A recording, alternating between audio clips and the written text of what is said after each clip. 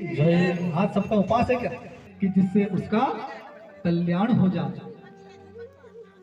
सभी बड़े ध्यान से सुनना, बड़े सुंदर सुंदर प्रश्न पूछे। हर मनुष्य को अपना कल्याण करना है। आपसे पूछूंगा मैं प्रश्न कि कौन कौन से प्रश्न कि कल्याण किसे कहते हैं।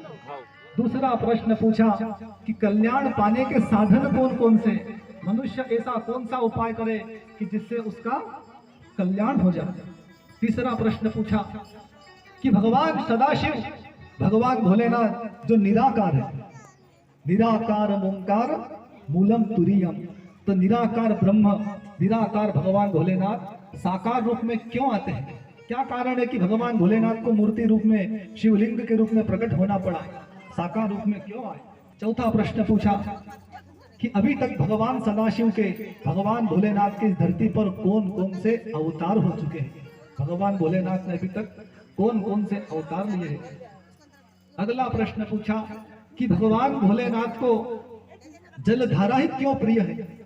लिखा है हमारे शास्त्रों में कि जलधारा शिव प्रिया, भानु नमस्कार प्रिय। भगवान सूर्य को नमस्कार पसंद है। आप भगवान सूर्य की पूजा भले नहीं कर पाओ, लेकिन भगवान सूर्य को नमस्कार कर लो। लेकिन कैसे नमस्कार करो, कैसे करते हो नमस्कार भगवान सूर्य को? आप हाथ जोड़ करके कभी भगवान सूर्य को नमस्कार नहीं करना। सारे देवी देवताओं को हाथ जोड़ करके नमस्कार किया जाता है, लेकिन भगवान सूर्य नारायण को हाथ ऊंचा करके नमस्कार किया जाता है। ऐसे नमस्कार किया जाता है, भगवान सूर्य की ओर देख करके ऐसे नमस्कार किया जाए। तो लिखा है कि जलधारा शिव प्रिया, भगवान शिव को जल की धारा क्यों प्रिय है। भानु नमस्कार प्रिय, भगवान सूर्य को नमस्कार प्रिय है। और विष्णु अलंकार प्रिय, भगवान विष्णु को क्या पसंद है? उनका श्रृंगार। लड्डू गोपाल का श्रृंगार करो कि नहीं?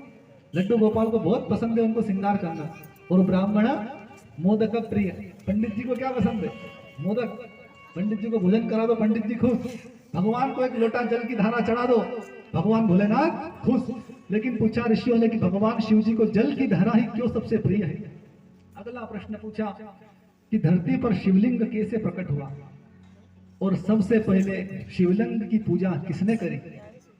अगला प्रश्न पूछा कि शिवलिंग पर आकड़ा, धतूरा, बिल्व पत्र, शमी, दुर्वा पत्र क्यों चढ़ाया जाता है, इसके चढ़ाने से क्या फल की प्राप्ति होती है। अगला प्रश्न पूछा कि भगवान भोलेनाथ की पूजा कैसे करें, पूजन की विधि, भगवान शिव की पूजा करने का विधान क्या है। कथा में जाना और भगवान की कथा सुनना, भगवान की कथा कराना इतना आसान नहीं है। गोस्वामी जी कहते हैं कि आवत एहि सर अति कठिनाई, राम कृपा बिनु आई न जाए। आवत एहि सर यानी भगवान की कथा में के पांडाल में आना कोई आसान काम नहीं है। एक बात ध्यान रखना कि मान सरोवर जाना आसान है, लेकिन मानस में आना कठिन है। क्यों कठिन है? अमरनाथ जाना आसान है, लेकिन भगवान की कथा तक आना बहुत ही मुश्किल काम है। हर किसी के बस की बात नहीं कि भगवान की कथा में वो, भगवान की कथा में आने से पहले दो बड़ी बड़ी बाधाएं आती हैं। तो पहली बाधा लिखिए कि ग्रह कार्य नाना जंजाला, हमारे जो गृहस्थी के काम है, हमारे जो गृहस्थी के जंजाल और भगवान की कथा में पहुंच नहीं पाते। नाना जंजाला ते अति दुर्गम शेल विशाला, ये बड़े बड़े के जो काम काज है और इन बड़े बड़े पहाड़ों को जो लांग करके आता है, वही भगवान की कथा पांडाल तक पहुंच पाता है। जिसमें आने से पहले दो बड़े बड़े भयंकर भारी। जब भी हम कथा सुनने जाओ, कहीं पर भी सत्संग करने जाओ, तो जो लोग भगवान को नहीं मानते वो कहते कि पंडित जी की कथा सुनने क्या जा रहे हो, क्या रखा है कथा वथा में, भगवान की कथा सुनने क्यों जा रहे हो, आओ हमारे साथ में बातें करो, हमारे साथ में मस्ती करो। कुछ लोग आपको फालतू की बातों में उलझा देते हैं और वो भी भगवान की कथा में आने से हमको वंचित कर देते हैं।